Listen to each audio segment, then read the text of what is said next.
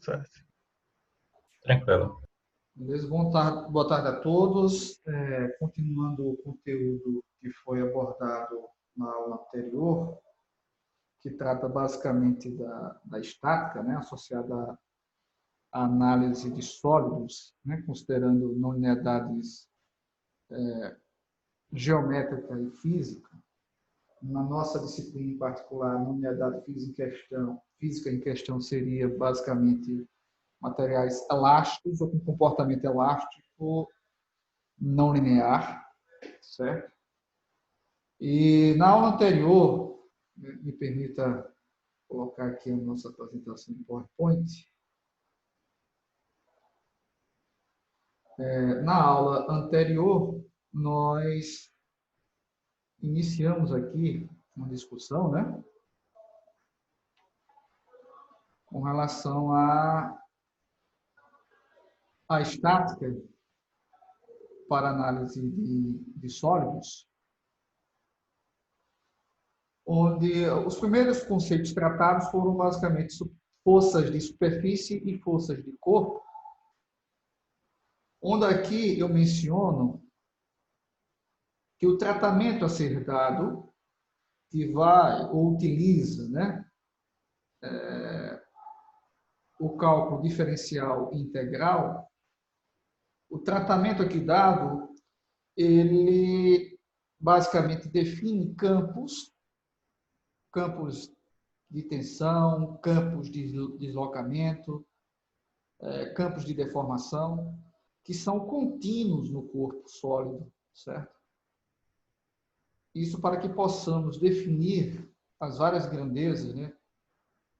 Sejam elas medidas de deformação ou de tensão, de forma contínua ao longo do sólido, e dessa forma nos utilizarmos do cálculo diferencial e integral para aplicar as leis ou os princípios da mecânica, tá? Então, basicamente, na aula anterior, nós temos aqui um sólido na sua configuração deformada, onde aqui já estão aplicadas as forças de superfície ou de corpo, que promoveram um estado de deformação no sólido, e destacamos desse sólido um volume VT arbitrário, onde parte da sua superfície ou do seu contorno coincide com o contorno do sólido e outra parte estaria interna ao sólido. Logo, nessa superfície interna ao sólido, existe uma interação entre essa parte destacada e o restante do sólido por meio de forças de contato, mais especificamente de superfície. Tá? Aqui eu menciono rapidamente que, na realidade, a interação entre as partes do sólido ocorre de uma maneira bem mais complexa, né? Por meio de forças interatômicas. No entanto, na mecânica do contínuo, nós nos abstraímos dessas interações que, na realidade, ocorrem a nível molecular e atômico, e assumimos que a interação entre as partes do sólido se dá de forma contínua, definida por um vetor de tensão, né? Vetor de tensão, que define a interação entre as partes do sólido por meio de uma força de superfície. Tá?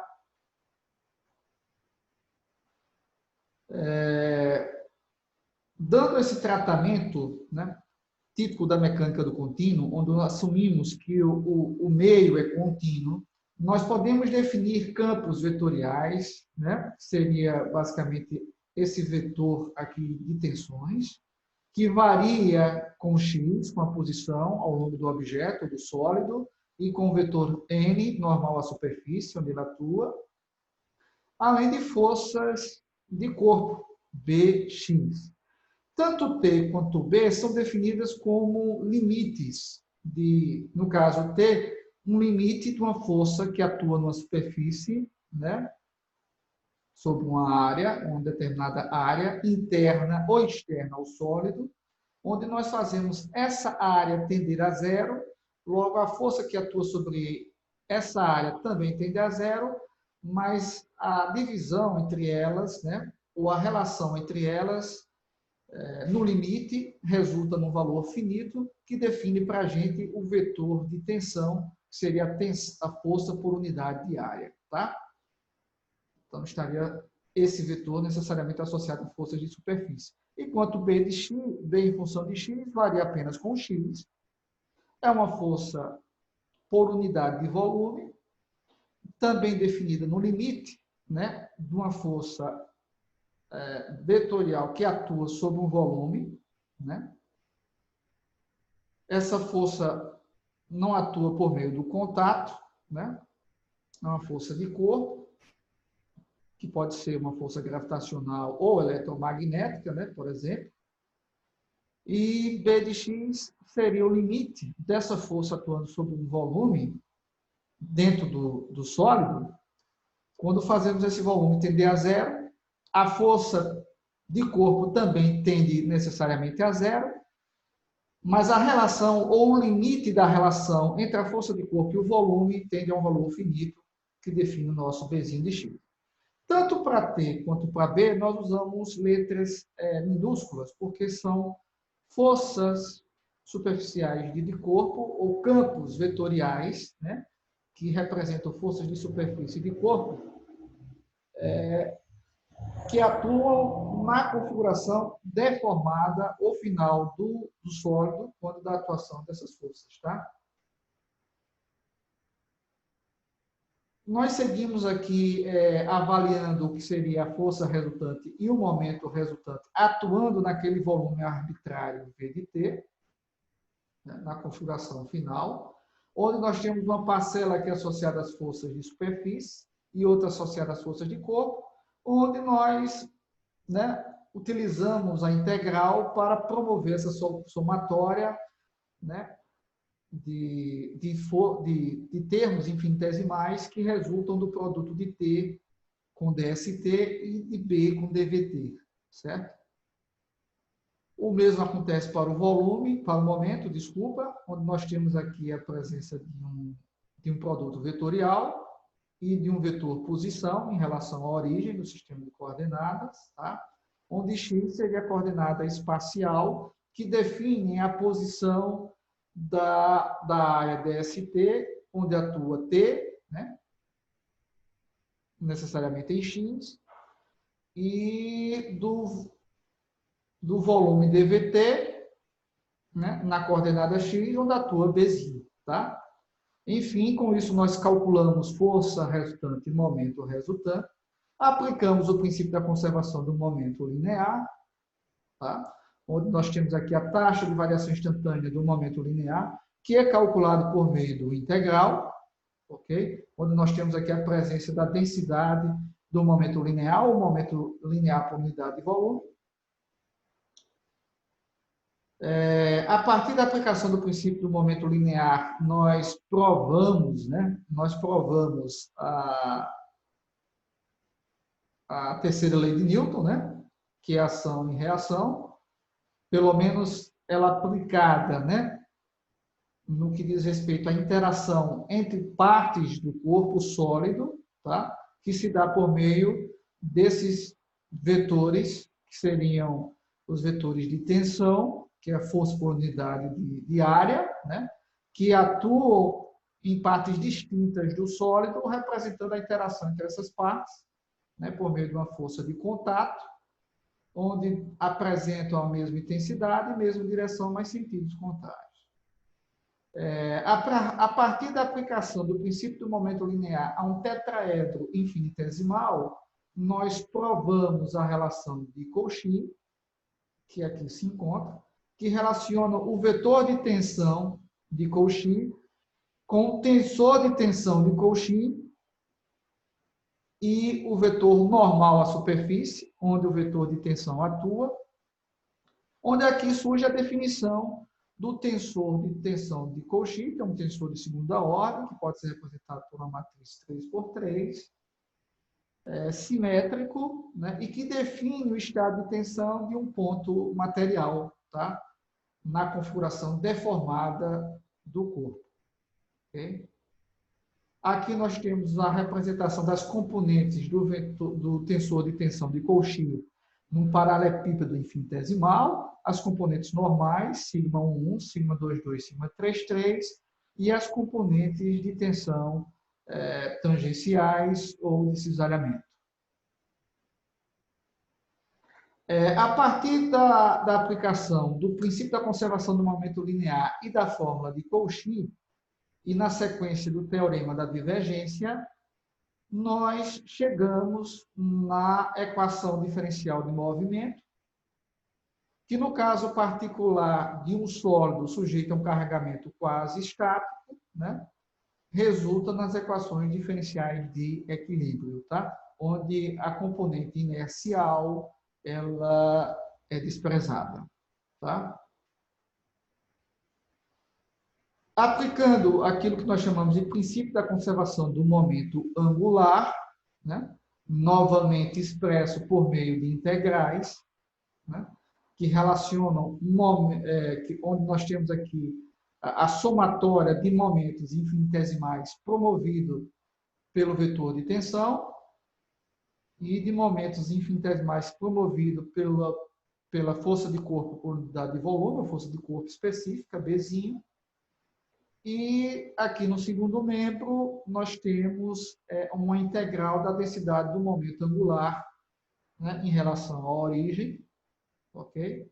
Onde nós temos aqui a taxa de variação instantânea do momento angular em relação à origem resultante, avaliado por meio dessa integral.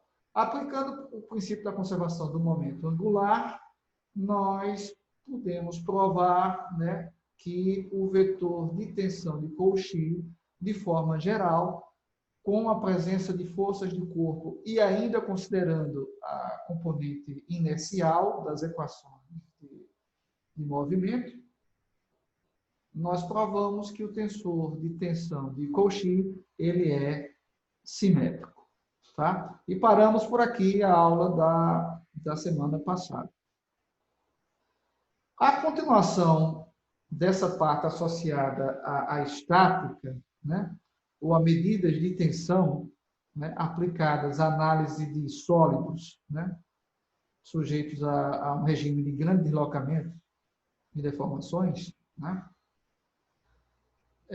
para podermos definir outras medidas de tensão, aqui tratadas na disciplina, um passo necessário anterior à definição dessas outras medidas de tensão, alternativas ao tensor de tensão de Cauchy, é a obtenção ou a compreensão daquilo que nós denominamos de relação de Nansen, certo? Relação de Nansen.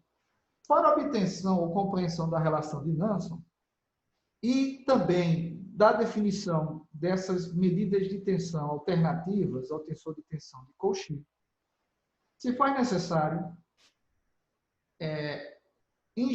tratar o corpo sólido na sua configuração deformada, depois da aplicação dos carregamentos, né?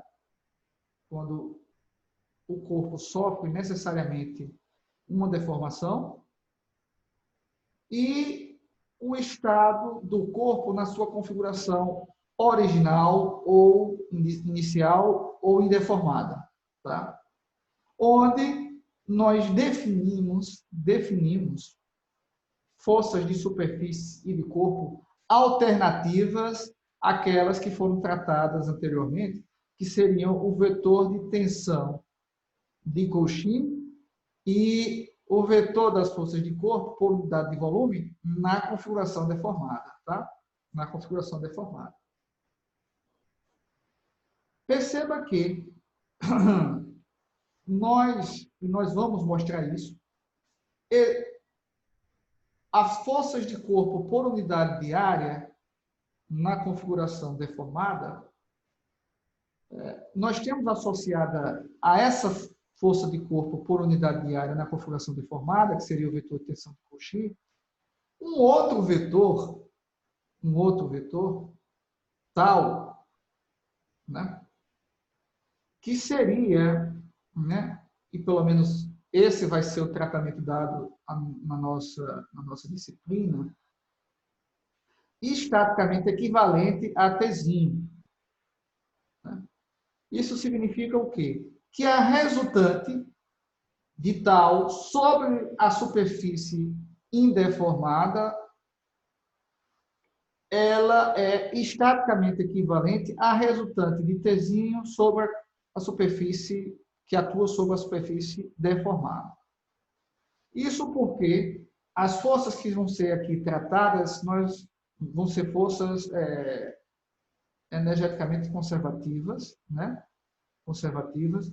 Isso significa que o trabalho realizado por elas independe da trajetória do corpo, da sua configuração deformada até da sua configuração deformada até a sua configuração deformada. O trabalho realizado vai ser o mesmo, tá? Basicamente, uma alternativa a essa afirmação seria dizer que a força resultante de tal atuando sobre a configuração deformada é igual à força resultante de Tzinho aplicada à configuração deformada, ou seja, apresenta a mesma intensidade, a mesma direção e o mesmo sentido. Tá? E por que a força resultante é igual, né? Tendo como consequência, né, uma força que é mecanicamente, né, energeticamente conservativa, ou seja, independentemente da trajetória durante o processo de deformação, o trabalho realizado vai ser o mesmo, né, se a configuração deformada for a mesma. Então, se a força resultante é igual, por que esse vetorzinho tal é diferente do vetorzinho Tzinho? Porque simplesmente o corpo se deformou. E ele se deformando, muda, ou há uma alteração, muito provavelmente, da superfície onde atua tal. Tá? A superfície onde atua Tzinho é diferente da superfície onde atua tal. Diferente em que aspectos? De orientação e de tamanho também da superfície. Tá? Então, tal é diferente de Tzinho.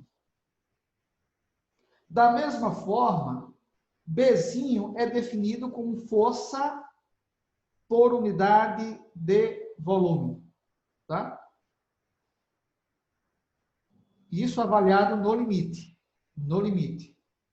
Então, Bzão também é uma força por unidade de volume.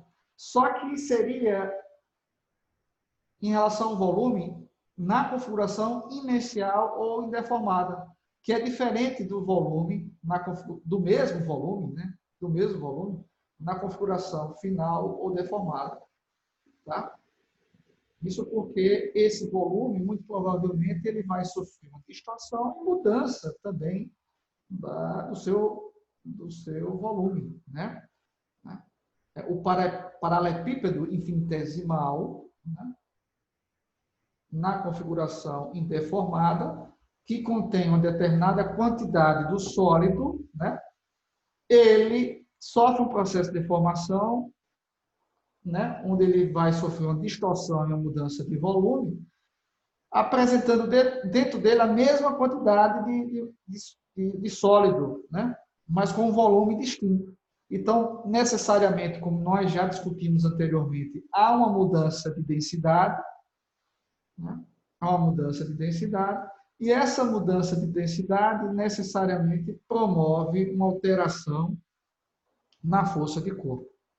Então, enquanto o Bzinho ela é definido usando, né, como referência a configuração final, ou volume na configuração final, Bzão é definido usando como referência o volume na configuração inicial. Tá? Então, são distintos. Apresentam ou podem apresentar intensidade, né? Intensidade, ou até mesmo orientação distinta. Mas quando se trata de uma força gravitacional ou eletromagnética, muito provavelmente não vai haver uma mudança de orientação, mas muito provavelmente de intensidade. Tá? Eu gostaria de interromper brevemente essa apresentação no PowerPoint e compartilhar com vocês o quadro, tá? Todos estão vendo o quadro? Estamos. Sim, professor. Beleza. Então, enquanto o Tzinho, que é o vetor de tensão de Cauchy, é definido como o limite do vetor que atua sobre uma determinada, do vetor de forças que atua sobre uma determinada superfície, né? Sobre essa superfície, isso na configuração final ou deformada, né? Onde ΔST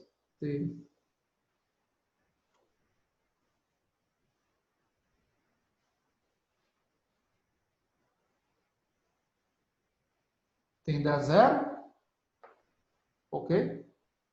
Tende a zero. Logo, isso aqui vai implicar em um elemento infinitesimal de força de superfície, não é isso? Sobre um elemento infinitesimal de área onde ele atua, tá?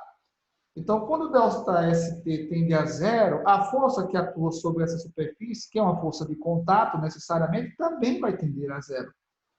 Mas o limite ele existe, tá? Então, diferentemente da força, o do vetor força, o vetor de tensão, mais especificamente o vetor de tensão de Cauchy, ele pode ser definido ponto a ponto ao longo do sólido. Tá? Tranquilo até aí? Tudo bem. Um detalhe aqui em questão que o elemento de área, né, onde atua a força de superfície, é o elemento de área na configuração final ou deformada. Tá? Tranquilo até aí? Tranquilo. Já o primeiro vetor de tensão de Piola-Kirchhoff, né, que está associado ao tensor de tensão de ao primeiro tensor de tensão de Piola-Kirchhoff, que nós vamos apresentar daqui a pouco, tá? Eu representei no PowerPoint pela letra tal, né? Ele atua, né? Ou utilizamos, né? Como variável independente, né? Na definição desse campo, né? Vetorial.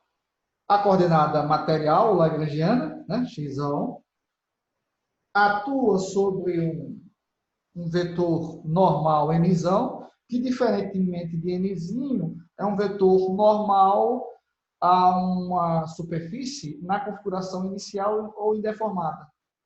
Certo? Então, como é de praxe, nós utilizamos letras minúsculas para a configuração final deformada e maiúsculas para a configuração inicial ou indeformada. Tá? Tranquilo até aí? Onde x seria a coordenada espacial ou euleriana, x a coordenada material ou lagrangiana. Tá? Beleza. Então, no limite, nós temos aqui a mesma força, tá? De superfície, ou seja, ela apresenta a mesma intensidade, a mesma direção, mesmo sentido. Só que, ao invés de avaliarmos DFS, né, por unidade de área na configuração final deformada, seria na configuração inicial ou indeformada, tá? Onde fazemos esse elemento de área na configuração inicial tender a zero. Tranquilo? Por isso, ó, que a resultante é a mesma, né? porque a força em questão ela é a mesma. O que muda é a área onde ela atua, né? Tá certo? Tranquilo até aí? Tranquilo. Perfeito. Ok. Então, esse seria o vetor de tensão definido na configuração final deformada, conhecido como vetor de tensão de Cauchy. E esse seria o vetor de tensão atuando na configuração inicial ou indeformada, que seria o primeiro vetor de tensão de Piola-Kirchhoff. Certo? O Bzinho que nós apresentamos na aula anterior, ele, né, é um vetor, um campo vetorial, né, que varia com xzinho. E ele resulta do limite, né, da análise, né, de limite, aplicada a uma força de corpo, né,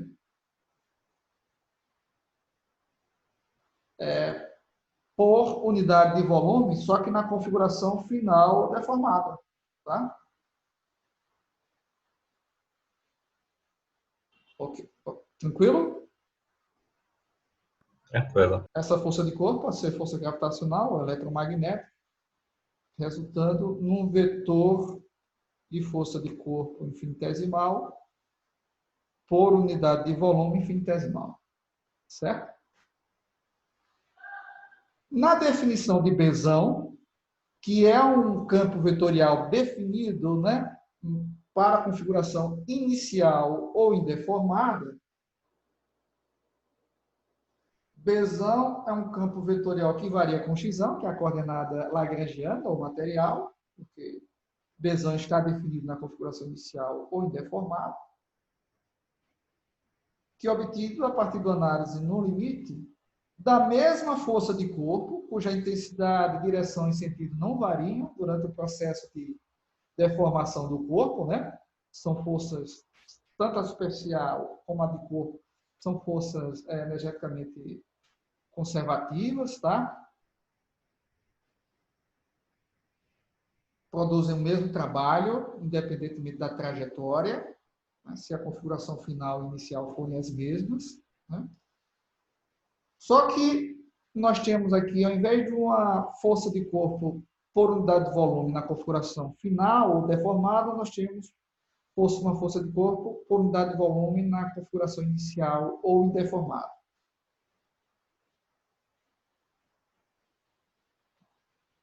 Então, Tzinho e tal tem a mesma orientação e sentido, no entanto, intensidades distintas.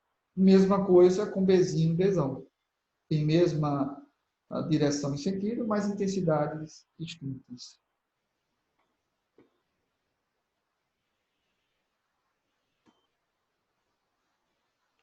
Ok? Então, tal como aconteceu aqui para Bzinho, nós temos uma relação infinitesimal entre a força de corpo e o volume inicial, né? Do paralelepípedo na sua configuração inicial, deformada. Todo mundo entendeu? Tranquilo, professor. Tudo bem, tá claro. Então, isso é chave para a compreensão das outras medidas de tensão que serão aqui apresentadas e também para análise de equilíbrio quando ela é feita na configuração inicial e não na configuração final ou deformada, tá? Porque na análise de equilíbrio que nós fizemos na aula anterior, nós utilizamos Tzinho e Bzinho e realizamos o integral na superfície deformada e no volume deformado. O que nós vamos fazer na aula de hoje é realizar uma análise de equilíbrio na configuração inicial ou indeformada. Para isso, nós vamos calcular a resultante das forças de superfície, utilizando o tal, e a superfície da configuração inicial ou indeformada, e as forças de corpo, utilizando a resultante das forças de corpo, utilizando o Bzão. E o volume na configuração inicial ou indeformada. Tá? Já é. Beleza. Ok. Então, compreendido isso, vamos voltar aqui para o PowerPoint.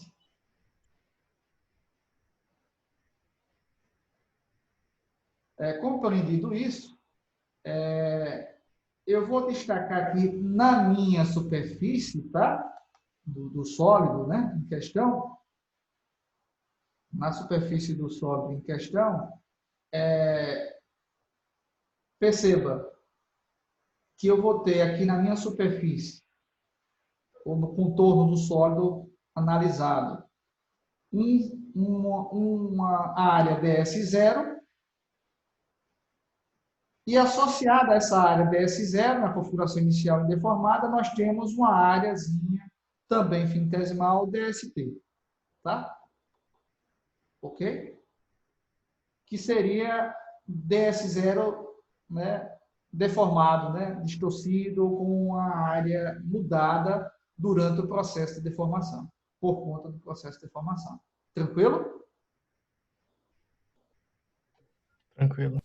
Perfeito.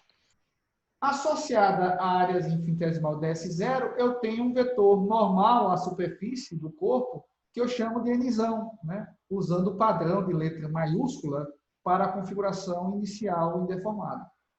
Né? Então, um vetor unitário, né, ortogonal à superfície, saindo da superfície, Nzão. Enquanto que o correspondente a ele na configuração final ou deformada seria Nzinho, que também é um vetor unitário, ortogonal à superfície do objeto, né, no ponto, né, onde se localiza a áreazinha infinitesimal DST. Tranquilo?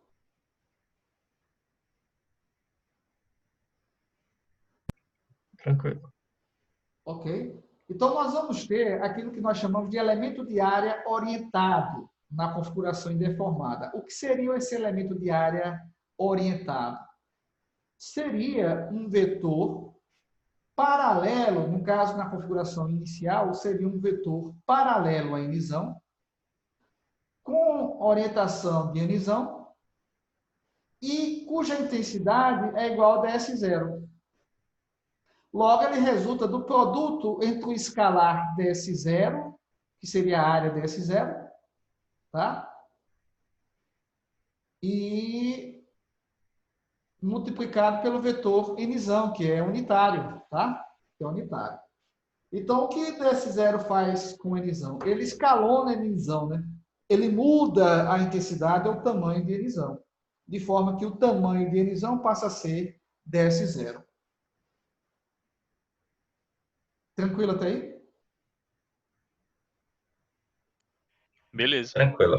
O mesmo aqui, ó, nós temos um elemento de área orientado na configuração deformada, né? Deformada, que seria o vetor infinitesimal DST, que resulta do produto da área infinitesimal DST escalar pelo vetor unitário Nzão, ortogonal à superfície. Tá? Então, da mesma forma que ocorre com DS0, DST tem a mesma orientação em sentido de Nzinho. Tá? Isso porque tanto DS0 como DST são valores, ou apresentam valores estritamente positivos, né? Porque são áreas. Né? Então, não muda a orientação de Nzão ou Nzinho. Só muda o tamanho, né? Escalona o vetor, de tal forma que o tamanho do vetor passa a ser DST. Ok? Ok. Beleza. Maravilha, gente. Então, dito isso, voltando rapidamente aqui para o nosso quadro,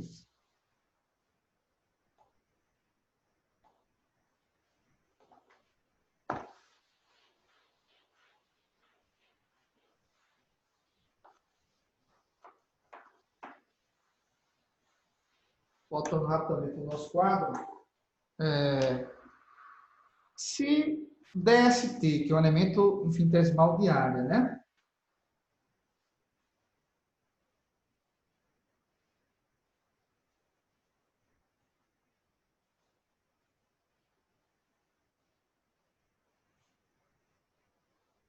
É um paralelogramo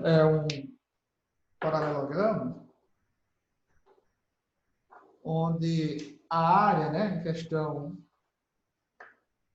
é igual a DST, ok?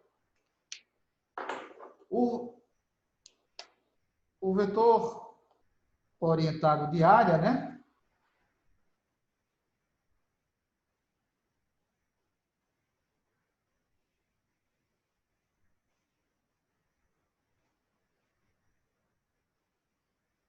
DST, ele tem a mesma intensidade, né, de DST escalar, né? A intensidade dele é igual ao escalar DST, que seria a área desse paralelogramo infinitesimal.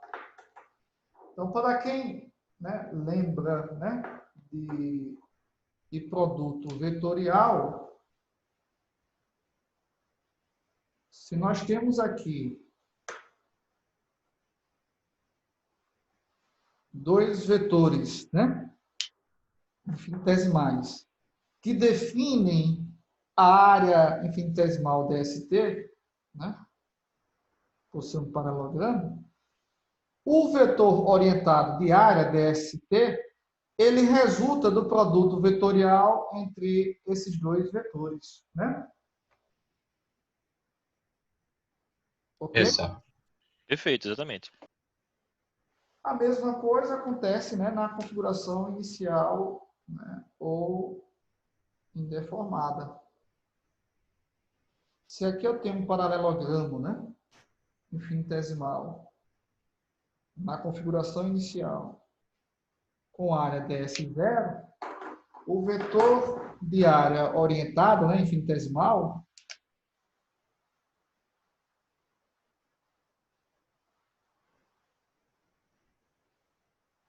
ds0, ele basicamente resulta do produto vetorial, não é isso?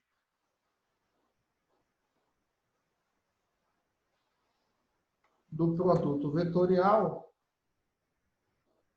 desses dois vetores infinitesimais que definem, né,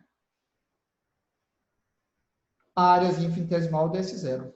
Tá? Por quê? Porque DST ela é ortogonal à área. Ou apresenta intensidade numericamente igual à área, definida pelos dois vetorizinhos. Né? E segue a regra da mão direita. Então, o produto vetorial em questão, né, tem essa ordem daqui. Seria o produto desse com esse, desse com esse. Tranquilo até aí? Tudo certo. Beleza. Vou colocar aqui por conveniência, porque talvez eu use esse desenho na sequência. Eu tenho DST e aqui DST. Tá? Então, voltando lá para a nossa apresentação.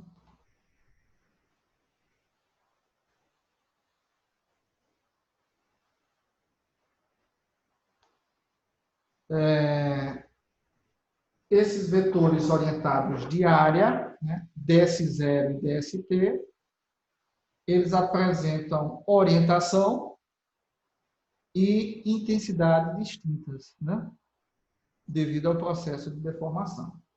Okay? Continuando, eu destaquei ali do sólido apenas, né, a superfície onde se encontram Nzão e ds0 e Nzinho e dst. Aqui nós temos a nossa configuração inicial ou indeformada e aqui é a configuração final ou deformada. Tá? Para a obtenção da relação de Nanson, além da areazinha ds0 e dst e do vetor orientado de área, né, ds0 e dst, nós vamos precisar de um terceiro, de um outro vetor,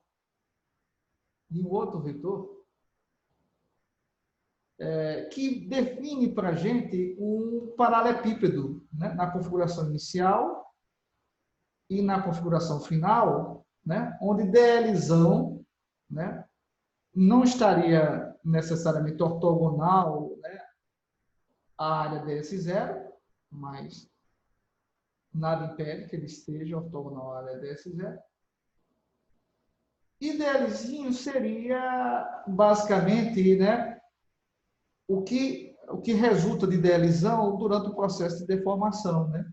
Seria, né, resultado do vetor gradiente de deformação operando sobre dlzão, resultando em dlzinho, já que o vetor gradiente de deformação relaciona qualquer segmento infinitesimal na configuração final com o respectivo segmento infinitesimal na configuração indeformada. Tá? Tranquilo até aí? Tranquilo, professor. Então, dlzão pode ser ortogonal a ds0, a área ds0, como também pode não ser, depende, mas dlzinho resulta necessariamente, né, do processo de deformação em dlzão, né, sendo que essa relação se dá por meio do tensor gradiente de deformação, por definição, né, por definição, que relaciona basicamente segmentos infinitesimais na configuração deformada com o respectivo segmento na configuração inicial ou indeformada. Tranquilo até aí? Tudo certo. Tranquilo. Então, aqui ó, nós temos um elemento de volume na configuração indeformada definido, né? Seria o volume do paralelepípedo definido pela área ds0 e pelo vetor dlzão. E também nós vamos ter o elemento de volume na configuração deformada definido pela área dst, que está relacionada a ds0, né? E ao segmento dlzinho, que está relacionado a dlzão. Tá? Nós temos também um volume definido por dst e dlzinho. Tranquilo? Já é. Beleza, tranquilo. O volume desse paralelepípedo na configuração inicial, definido por ds0 e dlzão, ele pode ser calculado a partir do produto escalar entre o vetor orientado de área, ds0, e dlzão. Né? Produto escalar. Perceba que, se ds0 resulta do produto vetorial de vetores que definem o elemento infinitesimal de área ds0, a rigor, nós temos aqui a presença do velho produto misto, né? Onde nós temos o produto vetorial de dois vetores que definem a base, né, do prisma, né? E o resultado desse produto vetorial nós multiplicamos escalarmente pelo vetorzinho que define a terceira aresta, né, desse prisma. Tranquilo até aí? Perfeito. Certo? Da mesma forma, eu tenho aqui em DVT, né? Então, completando aqui a minha figura do quadro, né? Eu tenho, né, um terceiro, né, segmento infinitesimal, né, que na configuração deformada eu batizei, vamos dizer assim, de dlzinho, onde esse terceiro vetorzinho, né, ou segmento infinitesimal, define para mim um prisma, ok? Da mesma forma aqui na configuração inicial indeformada, eu vou ter aqui dlzão, tá? Que define para mim um prisma, um paralelepípedo, né, especificamente.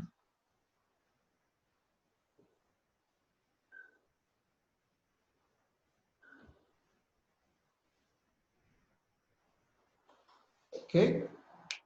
Onde o volume desse paralelepípedo, né, pode ser calculado a partir do produto vetorial entre esses dois vetores, que definem a minha área, a área da base do prisma, né?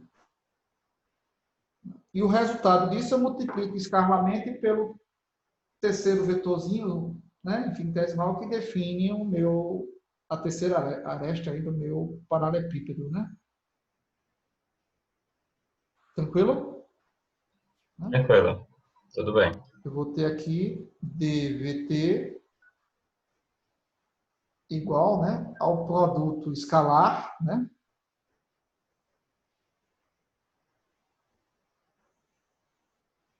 Que nós podemos representar, já que nós vamos assumir que são vetores coluna, né? Pelo produto, né, de dSt transposto, que resulta no vetor linho, por dlzinho, né? Da mesma forma, dv0, que é um escalar, né?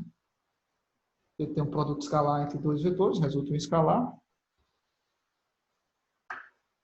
ds0 transposto dlzão. Tranquilo?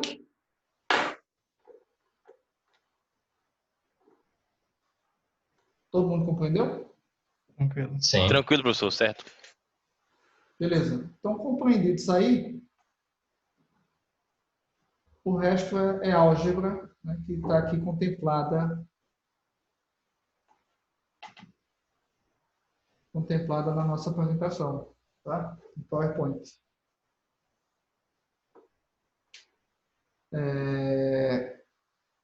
Eu tenho o volume dv0 dvt, calculado por meio desse produto misto, né? E eu tenho que dlzinho se relaciona com dlzão por meio do tensor gradiente de deformação, né? Uma vez que nós estamos aqui tratando de paralelepípedos infinitesimais, nós vamos assumir que f assume um valor único, né, dentro desse paralelepípedo infinitesimal, né? Fzão definível em xzão ou em xzinho, né? Então, nós temos lá do começo do nosso curso, eu acredito que na nossa segunda aula, né, quando nós tratamos ou iniciamos, né, análise cinemática, né, do sólido, nós temos essa relação entre os volumes infinitesimais desses dois paralelepípedos, né, dvt e dv0, né, onde essa relação ela acontece por meio do determinante do tensor gradiente de deformação. Perceba que o tensor gradiente de deformação, né, ele é bastante explorado, não só na análise cinemática, mas também estática. Tá? Aqui ele define a relação entre os volumes infinitesimais, só que dvt é dStzinho transposto vezes dlzinho, e dv0 é ds0 transposto vezes dlzão. Aqui eu tenho ainda a presença de J. Tá? Eu substituo dlzinho por f dlzão, surgindo aqui dlzão em ambos os lados da igualdade.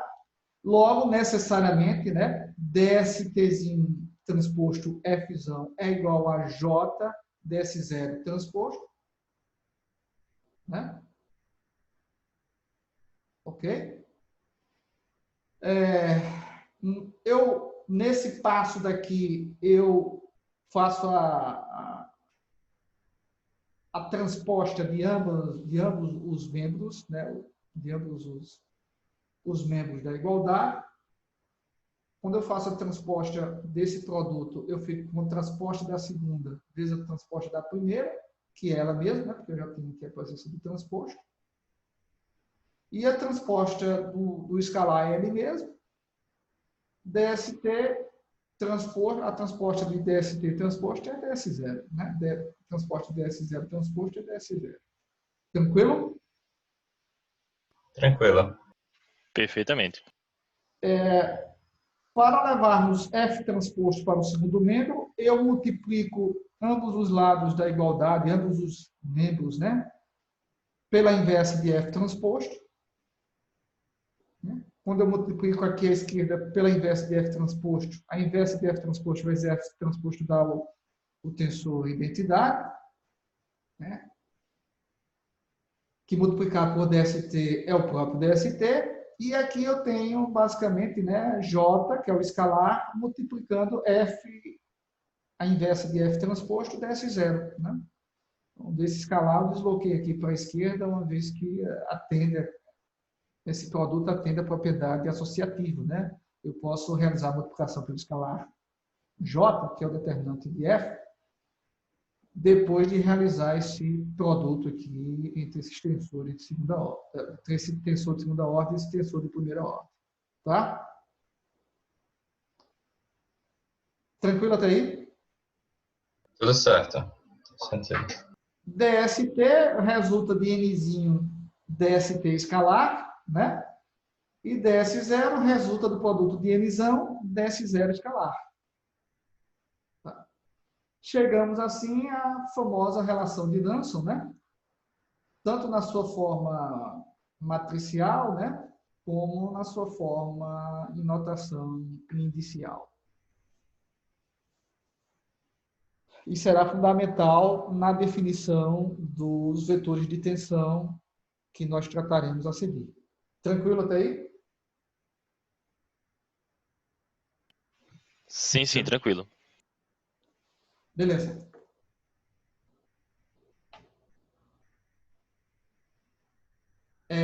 As componentes da força atuando, ou que atuam, né, no elemento de superfície DST, que seria a força de superfície, da configuração deformada do corpo, DF, eu chamei aqui de DFzinho, tá? Isso porque, de início, eu parti da análise da configuração final deformada, então usei uma letra minúscula ali. Mas seria uma força de superfície, que é a mesma que atua em DST e DS0, tá? É a mesma. Tranquilo? Ok. Beleza. Então, DFzinho, que é a componente I da força de corpo, né, infinitesimal, que atua na área DST, essa força de corpo que atua na área DST é a mesma força de corpo que atua na área DS0, tá? É a mesma. Ok?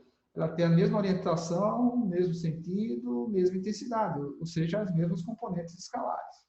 Tá? Aí perceba que aqui eu tenho DFzinho I igual a TI, que é uma componente do vetor de tensão de Cauchy vezes DST. Isso porque TI é DFI sobre DST.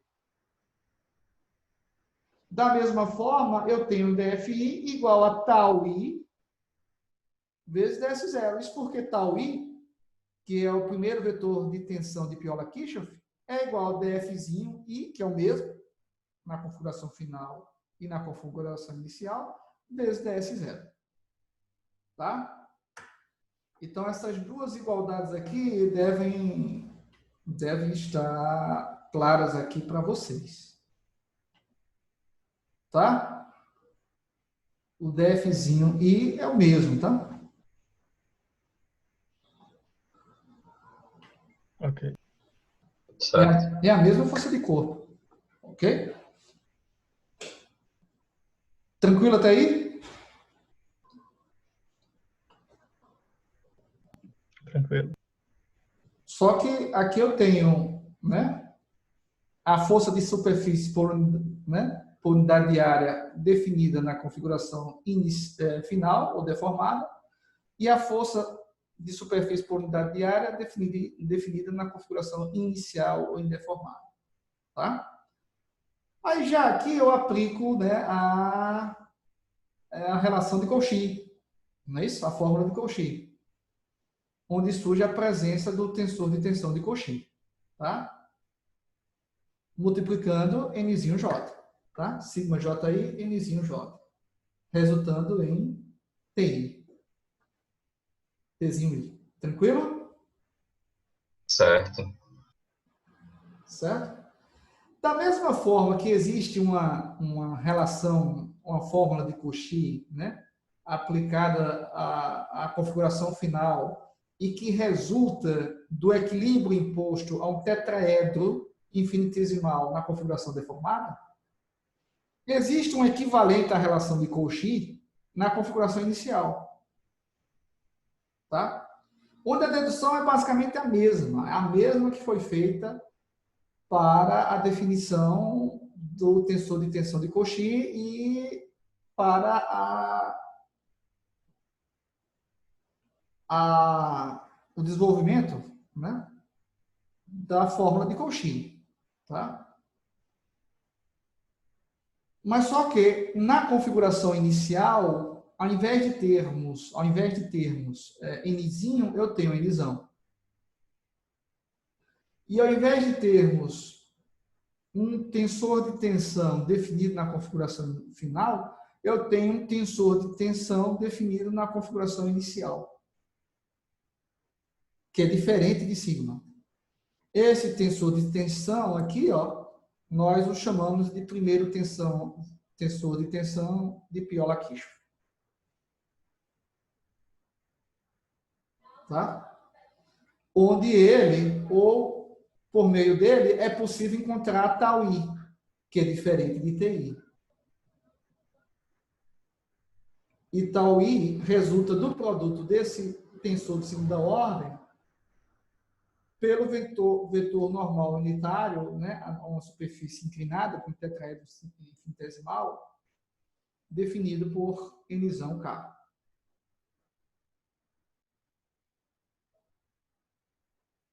Tranquilo? Beleza, professor, tranquilo, sim. Tudo certo. Uma figura que certamente ajudaria nessa compreensão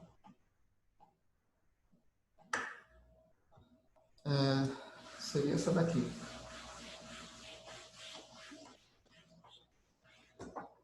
Na obtenção da fórmula de Cauchy, nós tivemos lá um tetraedro infinitesimal, não é isso?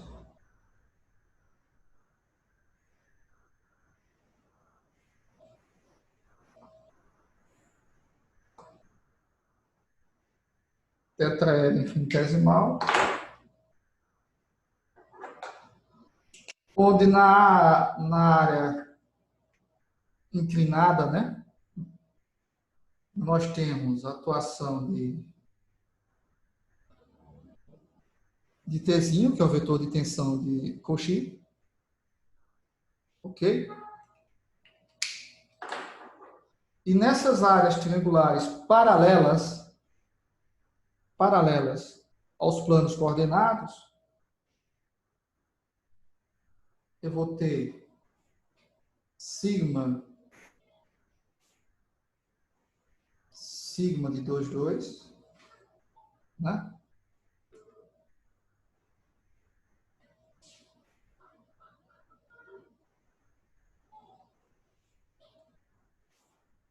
Sigma de 2, 1, né?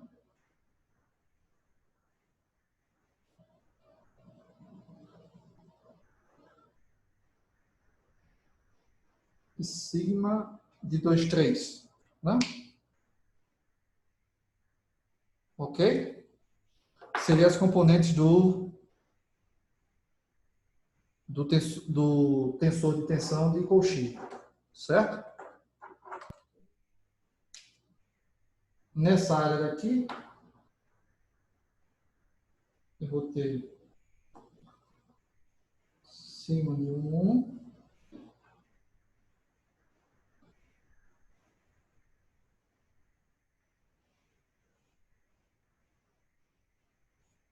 sigma de 1, 2,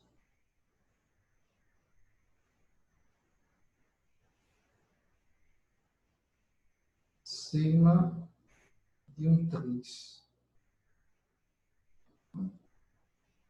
Então, basicamente, eu tenho no meu sistema de coordenadas, né? X1,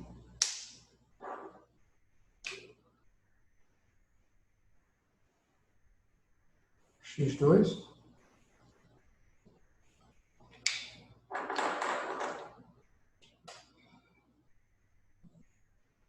e x3, tá? Nessa superfície aqui, eu tenho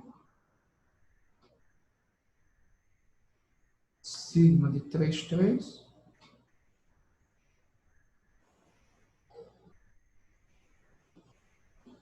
sigma de 3,2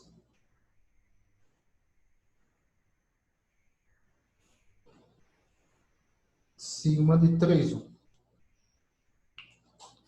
É basicamente isso, o tetraedro infinitesimal analisado, né?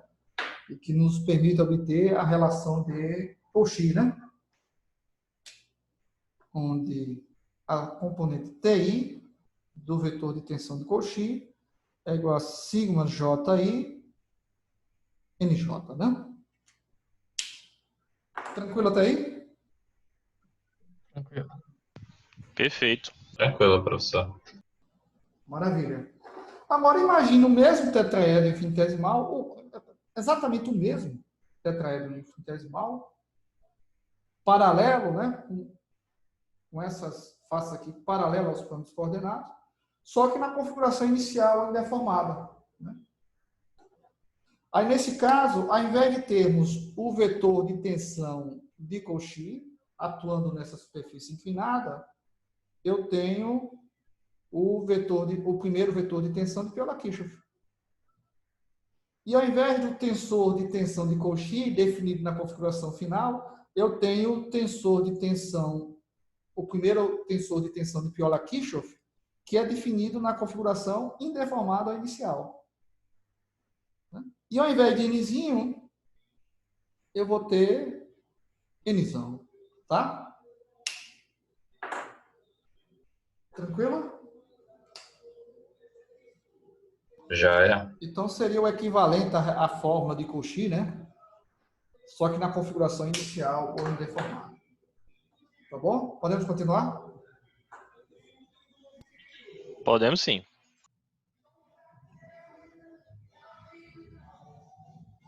Então, continuando.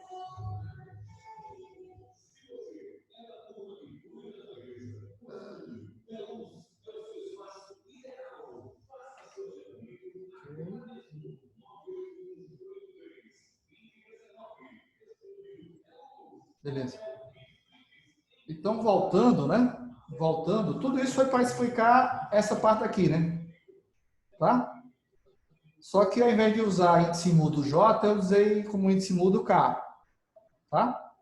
Que poderia ser qualquer outra letra, né? Que é o índice mudo. Tá bom? Tranquilo. Isso mesmo. Ok. Aí vejam só, eu substituí NJDST por J, F de KJ menos 1, NK DS0. Que é basicamente a relação de Nansen que nós obtivemos anteriormente, tá? Só que ao invés de termos índice mudo J, temos como índice mudo K. Ok? Ok. E na notação inicial, né, essa ordem aqui ela pode mudar sem maiores problemas. Tá? A intenção aqui basicamente foi deixar o NK junto ao DS0, porque eu tenho, né, também NK junto ao DS0 aqui nessa equivalente, né, nessa equivalente relação de Cauchy para a configuração inicial deformada. Tá bom? Tranquilo. Com isso, chego à definição do primeiro tensor de tensão de Piola-Kirchhoff, que é TKI, que vai ser igual, né? Vai ser igual a J, F de KJ menos 1, sigma JI. Tá? Isso em notação inicial. Ok? Em notação matricial, eu tenho T igual, né, a J, F menos 1, sigma. Tá bom? Tranquilo até aí? Tranquilo. Tá? Se eu quiser avaliar sigma em termos de tesão, eu tenho que, né, jogar esse escalar para o outro membro. Então, ele vai invertido, né? E F inverso também vai invertido para o outro membro, né? A inversa de F inversa é o próprio F. Então, ficamos com sigma igual a J menos 1 FT. Tá? E aqui vem alguns comentários pertinentes a esse primeiro tensor de tensão de Piola-Kirchhoff que nós apresentamos hoje. Ele também é conhecido como tensor de tensão de engenharia. Alguém saberia me dizer por quê?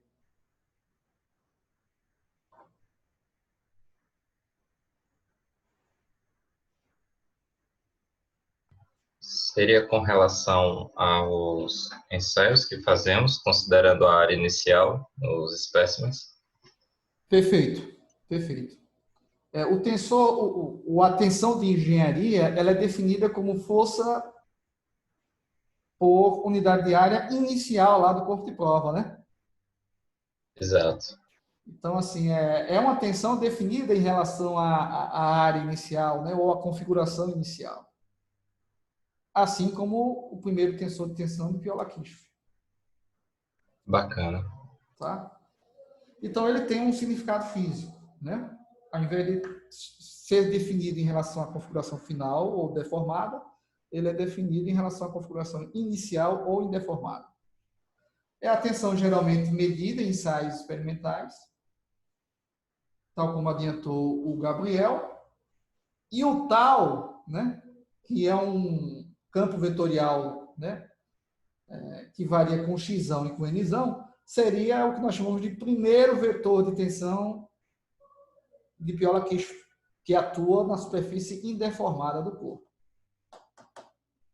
Ok? Ok. Tranquilo até Certo. aí? Então, Tranquilo. Certo. é um tensor de tensão energeticamente, aí eu já estou me adiantando, né? É um conteúdo que vai ser abordado na sequência. É um tensor de tensão energeticamente conjugado ao tensor gradiente de deformação. Tá? Significa que se você pretende medir energia, né? Que é um escalar, né? Associada ao processo de deformação do sólido, né? Uma energia de deformação. Usando esse tensor de tensão, você precisa utilizar como medida de deformação o tensor gradiente de deformação. Tranquilo? São cenas aí dos próximos capítulos. Tá bom? Já é. Beleza.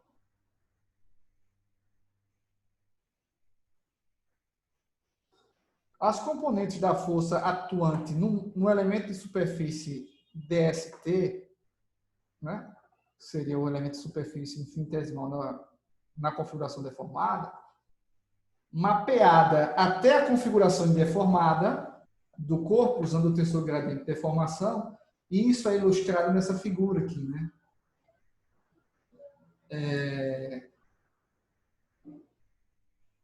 Eu peguei DFzinho e apliquei sobre ele o inverso do tensor gradiente de deformação, né? Para obter um DF'. Tá? A priori, né, isso não faz muito sentido, né? Porque a força que efetivamente atua sobre a área infinitesimal é DFzinho. No entanto, eu tenho essa proposta aí de realizar esse mapeamento, né, com o intuito de obter quem seria essa força, né, que resultaria em DFzinho quando mapeada, né, a partir da configuração inicial, utilizando o tensor gradiente de deformação, que estaria associado à parte cinemática e não à parte estática. Tá bom? E isso resulta em DF', né? E num tal linha. Onde DF', a princípio, não tem significado físico para a gente, assim como taulinha. Tranquilo até aí? Perfeito, tranquilo, sim.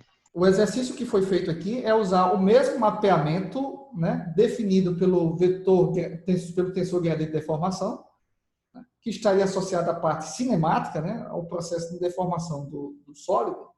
Eu vou usar esse mapeamento e aplicá-lo a DFzinho, para saber quem seria a força que, mapeada, né, por meio de F, que é o tensor gradient de deformação, resulta em DFzinho. Isso resulta em um vetor força infinitesimal df'. E associado a ele eu tenho taulinho. Tá certo? Tudo bem.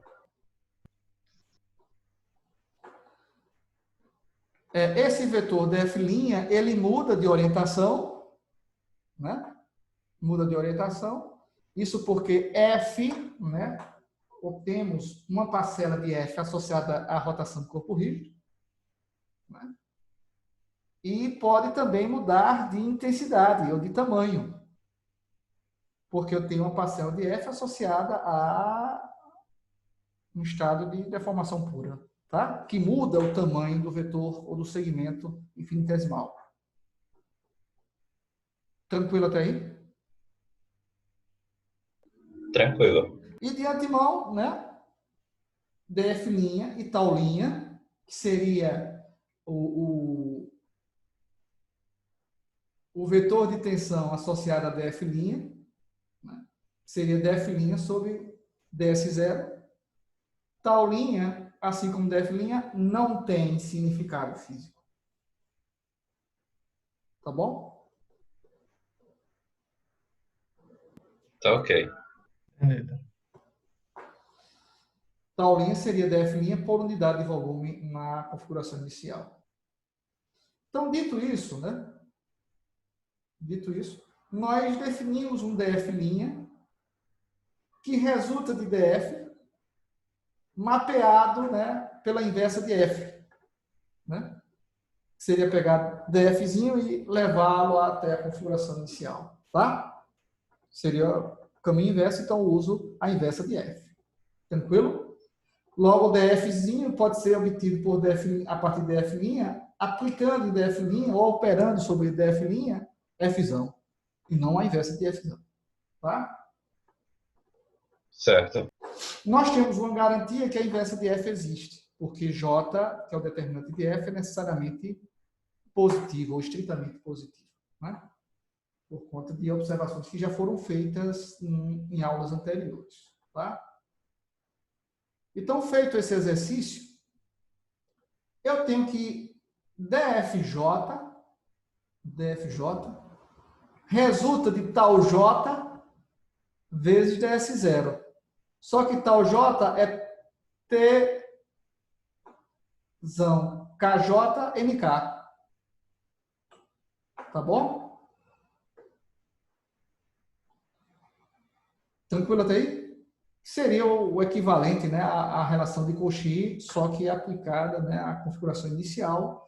E ao invés de Nzinho, eu tenho Nzão, e ao invés de sigma, eu tenho Tzão, ou seja, eu tenho o primeiro tensor de tensão de Piola-Quispe. Tranquilo até aí? Certo. Tranquilo. DF' está associado a um taulinha, onde, da mesma forma que fizemos para o primeiro tensor de tensão de Piola-Kirchhoff, né, eu tenho, ou posso aplicar, né, o equilíbrio a um tetraedro infinitesimal, né, onde no lugar de sigma eu teria taulinha, e no lugar de tzinho, né, que representa o tensor, o vetor de tensão de Cauchy, eu tenho taulinha, que representa o segundo vetor de tensão de Piola-Kirchhoff, né? E no lugar de Nzinho, eu tenho Nzão, que estaria associado à configuração deformada. E no lugar do tensor de tensão de Cauchy, eu tenho o segundo tensor de tensão de Piola-Kirchhoff, tá? Então, aqui eu tenho um equivalente à relação de Cauchy, mas agora, né, associada a DF' e não a DF'zinho. Tá? Onde DF' seria DF'zinho mapeado, né, até a configuração inicial usando a inversa de F. Tranquilo até aí? Entendido. Tudo certo, professor.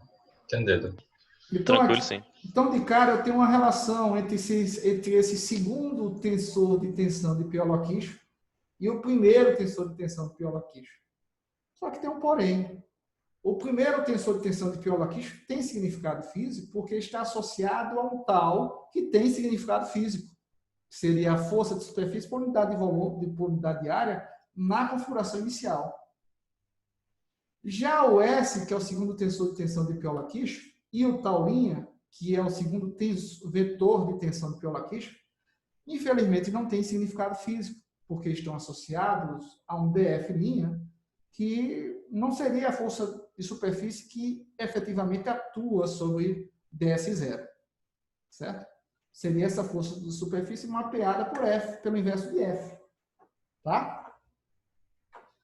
Esse exercício, né, nos permite, né, definir o segundo tensor de tensão de Piola-Quispe, que em notação inicial se relaciona com o primeiro tensor de tensão de Piola-Quispe dessa forma, onde temos aqui a presença da inversa de F. Em notação matricial, nós teríamos a inversa da transposta de F aqui nesse produto. Ok? Logo, o primeiro tensor de tensão de Piola-Quispe pode ser obtido a partir do segundo pela transposta de F. Basta multiplicar aqui ambos os membros pela transposta de F. Né? Em notação inicial, nós teríamos isso aqui. Tá? A partir da relação de T com sigma, obtida anteriormente, nós obtemos a relação de S com sigma. Tá? Com sigma. E a relação de sigma com S. Uma observação que pode ser feita aqui é que, diferentemente do primeiro tensor de tensão de Piola-Quispe, o segundo tensor de tensão de Piola-Quispe ele é simétrico. Porque se aplicarmos aqui a transposta, eu vou ficar com a transposta de um escalar que é ele mesmo. A transposta da inversa de F, que é a inversa de F, vezes a transposta de sigma, que é o próprio sigma, porque sigma ele é simétrico, vezes a transposta da inversa de F, que seria isso daqui. Então, basicamente, S transposto é igual a S, então S é simétrico. Todo mundo acompanhou? Sim, professor. Uma vez que a transposta do produto é igual ao produto das transpostas, mas em ordem invertida, tá? Perfeito. Então, esse tensor, diferentemente do anterior, não apresenta significado físico. É um tensor de tensão simétrico, e aí vem a grande utilidade dele, né? Que nós vamos detalhar na sequência do curso. Ele é energeticamente conjugado ao tensor de deformação de Green-Lagrange. Tá? Ele é energeticamente conjugado ao tensor de deformação de Green-Lagrange. Então, num tratamento, né, energético, ou numa abordagem energética, onde se pretende utilizar o tensor de deformação de Green-Lagrange, necessariamente na definição da energia de deformação associada ao sólido que sofre deformação, nós precisamos utilizar necessariamente S, que é o segundo tensor de tensão de Piola-Quispe, mesmo que ele não apresente significado físico. Então, no balanceamento energético, precisamos usar S. No entanto, na hora de interpretarmos resultados, no sentido de avaliarmos o estado de tensão de um sólido, não é um tensor que vai nos ajudar. Nós precisamos necessariamente usar ou o primeiro tensor de tensão de Piola-Quispe, ou o mais apropriado, né, que é o tensor de tensão verdadeiras, né, também conhecido como tensor de tensão de Cauchy. Tranquilo? Tranquilo, perfeito. Certo, professor. Beleza. Então, continuando, o que nós vamos fazer aqui é aplicar o princípio da conservação do momento linear, só que utilizando a configuração indeformada ou inicial, ao invés de utilizarmos a configuração final ou deformada do corpo, como nós fizemos anteriormente. Tá? Então, perceba que aqui ó, eu tenho a resultante das forças de corpo, onde ao invés de DST eu tenho um DS0 e ao invés do integral em ST eu tenho um integral em S0. Logo, necessariamente, ao invés do vetor de tensão de coxinha, eu tenho que usar o primeiro tensor de tensão, o primeiro vetor de tensão de Piola-Quispe. Tranquilo até aí? Isso para calcular a resultante das forças de superfície. Né? Para calcular a resultante das forças de corpo, ao invés de termos dVt e um integral em Vt, eu tenho dV0 integral em V0. Logo, ao invés de Bzinho, que seria a força de corpo unidade de volume na configuração final deformada, eu tenho aqui a presença da força de corpo por unidade de volume na configuração inicial indeformada, definido em dV0, que é Bzão. Tranquilo? Certo. Então, ao invés de Tzinho e Bzinho, eu tenho tal e Bzão, onde tal representa a força por unidade de superfície na configuração inicial e Bzão a força por unidade de volume, né, de corpo por unidade de volume na configuração inicial. Tranquilo? Tranquilo. No que trata, no que concerne ao momento linear por unidade de volume, ao invés de usarmos ρt-v, eu vou usar ρ0v. Tá? E ao invés de termos dv0, dvt, eu tenho dv0. Tá? Isso, né, é uma consequência direta, né, da conservação da massa, do princípio da conservação da massa. Tá? Uma vez que nós podemos substituir ρt dv0, ρt dvt, desculpa, por ρ0 dv0. Tá? Então, na aplicação do princípio da conservação do momento linear na configuração final, eu tenho ρt dvt, que resulta na massa infinitesimal, né? Na configuração final. Já no tratamento, né? Ou na aplicação do princípio da conservação do momento linear na configuração inicial, ao invés de termos ρt dvt, eu tenho ρ0 dv0, que é a mesma massa, né? Que não muda, devido ao princípio da conservação da massa. Tranquilo até aí? Tudo já. Então, esse termo aqui seria o momento linear por unidade de volume, ou a densidade de momento linear, né? Associada à configuração inicial, ou a densidade ou o momento linear por unidade de volume inicial. E a integral no volume inicial vai me permitir avaliar o momento linear, né? Total do sólido. E, tal como anteriormente, eu tenho aqui a taxa de variação do tempo desse momento linear. Tranquilo? Perfeito. Esse operador, né, que seria basicamente a taxa de variação instantânea no tempo, né, ele entra aqui na nossa integral, uma vez que essas operações são comutativas, eu posso integrar primeiro e depois derivar, ou derivar primeiro e depois integrar.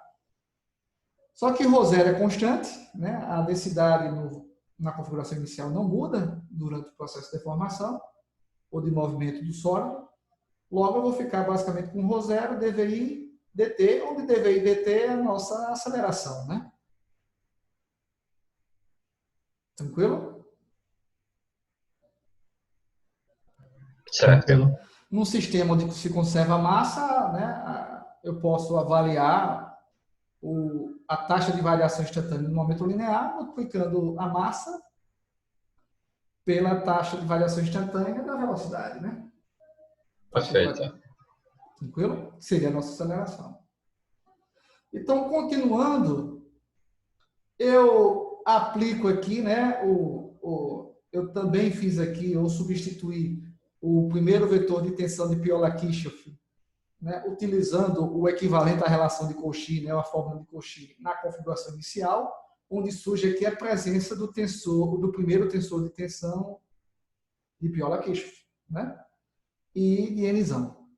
Tranquilo? Ao fazermos isso, eu posso aplicar o teorema da divergência, né? Teorema da divergência, onde eu saio do integral na superfície para o integral no volume, substituindo o vetor normal unitário à superfície por uma derivada parcial, né? Em relação à correspondente coordenada material, né? X, né? Tranquilo? Certo. Tal Tudo como, bem. tal como feito anteriormente, né? Aplicação do teorema da divergência. Logo, ficamos Exato. com 3 integrais aqui no volume, onde podemos agrupá-las, né? Uma vez que a integral da soma é igual à soma das integrais, né? A integral da diferença é igual à diferença das integrais. Tranquilo até aí? Tá sim. Novamente, eu vou usar um argumento, né, que já foi utilizado anteriormente, que uma vez que VT, que é aquele volume que é a parte do meu sólido, né, uma vez que VT é arbitrário, né, V0 também vai ser arbitrário, né, que é uma parcela do volume do sólido como todo, uma vez que V0 é arbitrário, para que essa integral seja nula, necessariamente o integrando tem que ser nulo. Tá? Tranquilo até aí? Tá? Uma vez que V0 é arbitrário e a integral é nula, em V0, o integrando tem que ser necessariamente nulo. Resultando naquilo que nós chamamos de equações diferenciais de movimento para uma descrição lagrangiana do movimento. Porque perceba, né, todas as grandezas foram definidas em relação à configuração inicial ou indeformada. Tá? A densidade, a força de corpo, a unidade de volume, o tensor de tensão, é um tensor definido em relação à configuração inicial, e aqui eu tenho a presença das coordenadas lagrangianas ou materiais. Tranquilo até aí? Perfeito. Perfeito, ok. Dito isso, né, novamente, né, nós vamos particularizar a equação diferencial do movimento, considerando os casos em que o carregamento é quase estático, né, onde a parcela inicial, onde a aceleração ela é quase nula. Né? Então, para os casos de carregamento quase estático, ao invés de termos uma equação diferencial do movimento, nós temos a equação diferencial de equilíbrio, ou as equações diferenciais de equilíbrio. Tá? Que no caso aqui são 3, né? Uma vez que nós temos um índice livre aqui, izinho. Só que são equações diferenciais de equilíbrio definidas em relação à configuração inicial, ou seja, aplicáveis a uma descrição lagrangiana do movimento. Tranquilo até aí? Tranquilo, sim. Beleza. Então, para finalizarmos a aula de hoje, eu vou usar a simetria do tensor de tensão de Cauchy, obtida aplicando-se o princípio da conservação do momento angular, né, para provar, por exemplo, que o primeiro tensor de tensão de Piola-Kirchhoff não é simétrico. Tá?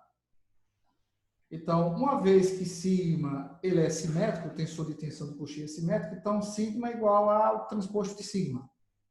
Só que sigma se relaciona com o primeiro tensor de tensão de Piola-Kirchhoff por meio dessa fórmula daqui. Onde a transposta dela, né, a transposta dela resulta na inversa de J, né, J elevado a menos 1, que é um escalar. Transposta de T vezes a transposta de F. Né? Onde eu tenho aqui a transposta do produto, que resulta no produto das transpostas com a ordem invertida, né, dos fatores. Tranquilo até aí? Tranquilo. J menos 1 é igual a J menos 1, logo FT é igual a T transposto, F transposto.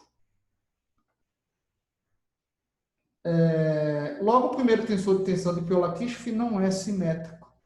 T não é igual a T transposto. Tá? Na realidade, T é igual a F menos 1, T transposto, F transposto. Ok? É uma última observação que eu deixei para o final da aula de hoje. Tá? Enquanto o segundo tensor de tensão de Piola-Kirchhoff é simétrico, o primeiro tensor de tensão de Piola-Kirchhoff não é simétrico. Tranquilo, gente? Perfeito, professor. Beleza. Com isso, concluímos o conteúdo que eu havia deixado, né, para a aula de hoje. E gostaria de saber de vocês se tem alguma observação em relação à aula de hoje. E como de praxe, quando finalizamos um determinado conteúdo, né, que seria esse aqui associado à análise estática, né, aplicada a sólidos sujeitos a um regime de grande deslocamento de informações, nós recomendamos uma lista de exercícios, tá? A lista de exercícios já se encontra no site da disciplina e, como anteriormente, eu vou dar um prazo aí de 2 semanas para vocês trabalharem nessa lista de exercícios, tá bom? Tá ok, professor. Beleza. Seria a terceira lista de exercícios, essa tratando, né, dos princípios, né, de conservação do momento linear, do momento angular, né, princípios da mecânica e de alternativas aí para medidas de tensão, tá? Basicamente 3, né? Tensor de tensão de Cauchy e primeiro e segundo tensores de tensão de Piola-Kirchhoff. Tá joia. Tranquilo? Tranquilo, tá certo. Podemos concluir a aula de hoje, então? Por mim, sim, pode sim. Beleza. Então, como feito, né, nos momentos anteriores, eu vou disponibilizar essa aula lá no site, pode avisar ao L. Edson, tá bom? Beleza, professor. No site não, no canal lá do YouTube, tá? Isso. Joia. Beleza, gente. Com relação à aula da próxima semana, eu dou um retorno, tá? Se vamos ter ou não. Ok? Tá bem, professor. Combinado. Beleza. De qualquer forma, vocês terão 2 semanas aí dedicadas a essa lista de exercícios. Qualquer dúvida, podem me contactar por e-mail, tá? Tá bem. Beleza, gente. Até mais então. Cuidem-se. Até mais, Até mais, professor. professor. Valeu. Vamos lá, Até a professor. próxima aula. Tchau, tchau. Bons estudos aí. Obrigado. Obrigado. Tchau, tchau.